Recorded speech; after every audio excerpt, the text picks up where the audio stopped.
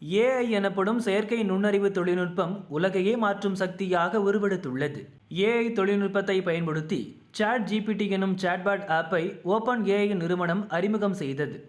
இன்டர்நெட்டை பயன்படுத்தும் நபருடன் உரையாடும் வகையில் இந்த ஆப் உருவாக்கப்பட்டுள்ளது. கணினி, அறிவியல், கணிதம், கலை சார்ந்த எந்த கேள்வி கேட்டாலும் நுணுக்கமான பதிலை சாட் ஜிபிடி தருகிறது. இதுவரை செயற்கை நுண்ணறிவு எட்டாத உயரத்தை சாட் ஜிபிடி அடைந்துள்ளது.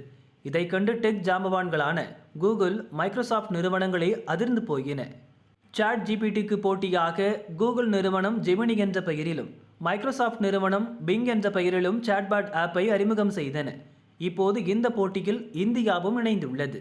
முகேஷ் அம்பானியின் ரிலையன்ஸ் நிறுவனம் பாரத் ஜிபிடி என்ற பெயரில் சாட்பாட் ஆப்பை உருவாக்க திட்டமிட்டுள்ளது. ஐஐடி பாம்பேவுடன் கைகோர்த்துள்ள ரிலையன்ஸ் நிறுவனம் ஹனுமான் என்ற தொழில்நுட்ப மாடலை இதில் புகுத்தியுள்ளது.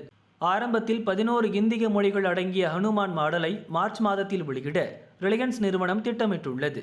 ஹனுமான் என்பது 22 இந்திய மொழிகளில் பயிற்சி அளிக்கப்பட்ட ஒரு செயற்கை நுண்ணறிவு தொழில்நுட்பமாகும். கேட்கும் கேள்விகளுக்கு உள்ளூர் மொழிகளில் பதில் சொல்லும்.